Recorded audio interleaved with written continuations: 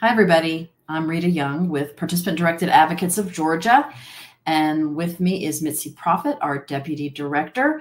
And we're going to talk today a little bit about the expectations and responsibilities when you do decide to self-direct your own services, if you're a person with a disability, or on behalf of your son or daughter. So we have both been self-directing for a very long time. So we're going to break this down for you, and hopefully you might be curious about the self-direct model and want to hear more. But one of our responsibilities, first of all, we are what's called the employer of record. So what that means is we are the authorized representative for that particular waiver, right? And the Yes. budget and everything. Okay, so we do have responsibilities, and one of them is to recruit, hire, and train staff. So we're going to talk a little bit about that today. And so once you do receive a waiver and you know what your budget amount is, you could start thinking about what it would look like to support myself, if you're a person with a disability, support my loved one who needs support in sort of being able to do that and understand what their needs are, and for yourself as well, if you work perhaps. So you could think about, what are the hours that I need support? Do I need support Monday through Friday from 9 to 5? Do I need support, in addition in the evenings or weekends? What might that look like? So that could be a place where you start. And then you might also start thinking about, so anything else, Mitzi, on that? I'm just kind of starting with what our needs might be. Yeah, well, when you start talking about where the employer always, that first thing that pops in my mind is the IRS. Isn't that funny? Because I was like, oh no, we're going to talk about being the employer of record. But that's not a bad thing. I know everybody thinks that, but it's not a bad thing. But that's just part of the first thing when you said, I was like, oh no, the taxes. But again, that's just part of being the employer of record. And that's why you have a physical agent. That's why you do all the stuff that we do. But yeah, being an employer is, I mean, it's huge. But again, like the part of the scheduling, it affects all of us. So I'm glad you're talking about that because it affects your whole household. It does. It does. And going back to the IRS, yes, death and taxes, we cannot avoid either of those. We're fortunate that when we Yeah, self-direct, we don't have to yeah, submit those taxes. A fiscal agent exactly, on our behalf. So that's exactly. not, Yeah, we're not, thankfully. yeah, But yeah, so yes, understanding it is a big deal to have other people in your house, yes, right? yeah. No one ever talks about that. No, it's like who's going to fit into the model. It's like everybody talks about the work model and all this stuff, but I'm like, it really does. Who's going to fit in with us? Who's going to fit in with our loved one? And who's going to make like working from home or the schedule of like we talked about before the ISP, or who's going to work to blend. So it's just a good comfort level for the schedule. Like you were saying, like who's going to work? I have to work. It's going to work into my schedule, or who's going to interrupt, or like we're trying to work somebody in the afternoon. It's the hardest thing to find because I'm like, then I'll start thinking, oh no, I don't want nobody here. But I'm like, oh no, but we need somebody here. But I'm like, it's just that it's that intrusion. But like then my son's like, I want somebody here. And I'm like, okay, you deserve to have somebody here. That's right. That's right. Yeah. And I mean, that's what it's all because about. it's They all about want that. them. It is. It's Yeah, not about us. I mean, but it we is. in the It household, but it you is not know, about, it's about it them. is. It's like so you have to be the employer, not the mom. So it's shifting the responsibility of really what we are. And, I've been hiring folks for a number of years. It's been like, I think it's over 10, closer to 15 years. And so it's not super simple to find people, number one. Mm-mm. You have to go through a lot of folks to find the right match, It's right? not a typical job. No, it's It's the definitely book. The not book. typical. Yeah, there's no set. Like the first thing I tell people is, I really there's no set job description. So tell me what you have done. That's a good And way of tell looking me at and it. tell me why you want to do this, because you can pretty well figure out like from their talking, they'll start talking about the typical CNA job. Or I've been a sitter, and you start hearing their terminology, And even in Joshua will be in the process sometimes and be like, you can see the body language. So it's just weird and we've been doing this for a long time and it has evolved. So that's, when you sit back and think about it, it is about the person. So before it was always like about a process of what we were looking for, but it changed over time as they aged. So that's the huge part. Yes. Yeah. Like when they're younger, it wasn't so hard, but now it's a whole different thing. That's why I tell parents, I'm like, what is the age? What are you looking for? What is the need of the individual? And what is the need of the whole, like I said, like the whole home, because it is a working environment as well. Yes, so there's a whole component. Yeah.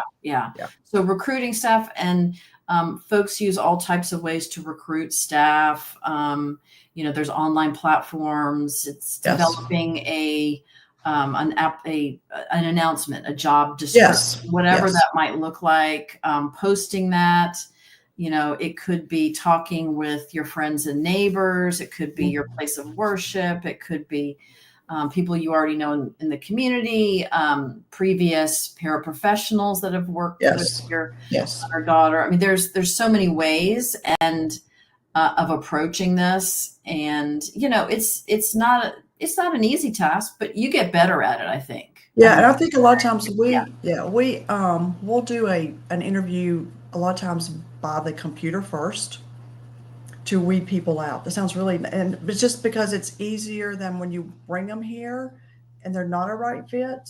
It's emotionally draining because sometimes our individuals they're so eager and ready for people, or they pick up on wrong things. So it's just like when we apply for a job, sometimes you're like, oh, I would really like to do this, but then you're like, I don't know if this is really the right fit. So there's so many components to it, and it could be, but then there's the physical or the requirements of the job, just like a typical job. I mean, there's so many different layers that when you put it in a job description, the definition of it, when you start talking about it to the individual, I'm like, do you really understand what I'm saying? Yeah. This is not, the words are not descriptive, and but you don't want to say that. So it's like a lot of times we'll do an online interview that we didn't do that years ago.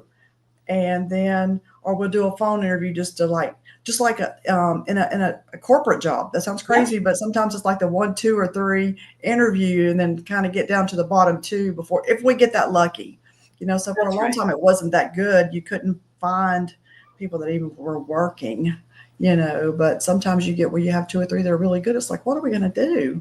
Yeah, that's right. You bring up a great point. So you're recruiting folks, you're screening them too. Exactly. That's the word. Yeah. Phone. I also do a phone screening first. And, it is helpful to develop a list of questions to have prior to that. Yes. So everyone's process is going to be different, whether you use phone screen or do the virtual, and then you decide to meet in person. And I typically meet in the public. Okay. That's awesome. Yeah. So meet at a coffee shop or something. So background, do you call and check people's references? I sure do. Yes, I sure do. Me too. Everybody else, I'm like, oh no, that is crucial. Yeah. Right. So that's a good point. So we also check references, and the fiscal intermediary, the fiscal agent, will do an official name background check and then also fingerprint background check. Mm-hmm.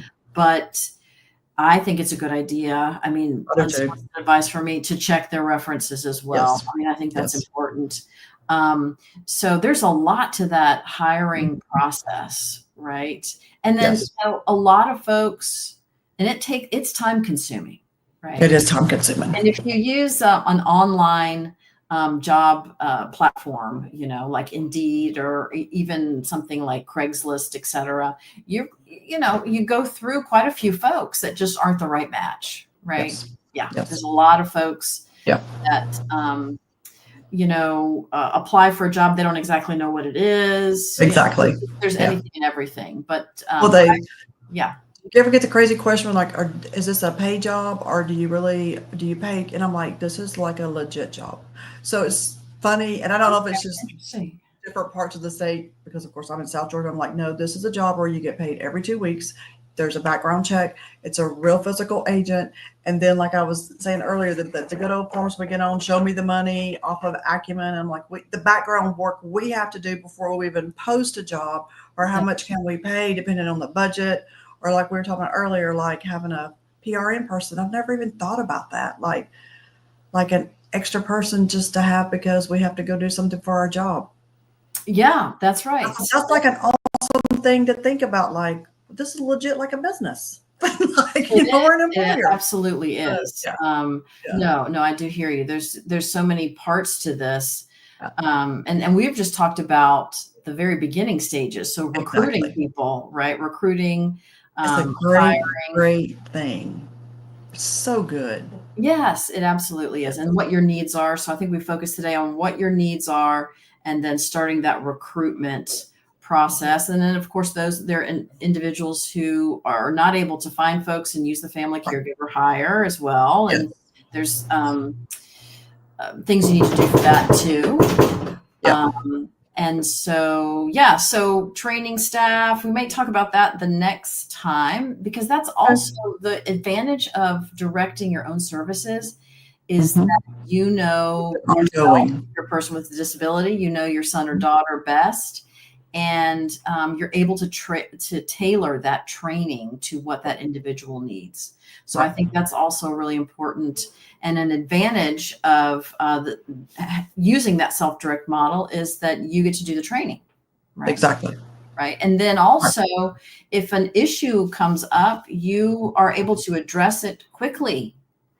Right. Because you are the employer, the sort of the manager of the model. You have all the layers. Yeah. Exactly. So we've covered just recruiting. And then, maybe, all right. So say we've recruited folks, we want to hire somebody. Then what's next is that onboarding piece, right? Yeah. So it's the application. And I just happened to today send one in.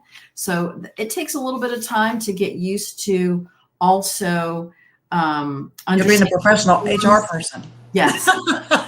The I-9. So you're proving it is a typical job application. It's understanding how to fill it out correctly and helping your potential candidate to fill it out and submit it. Intimidating.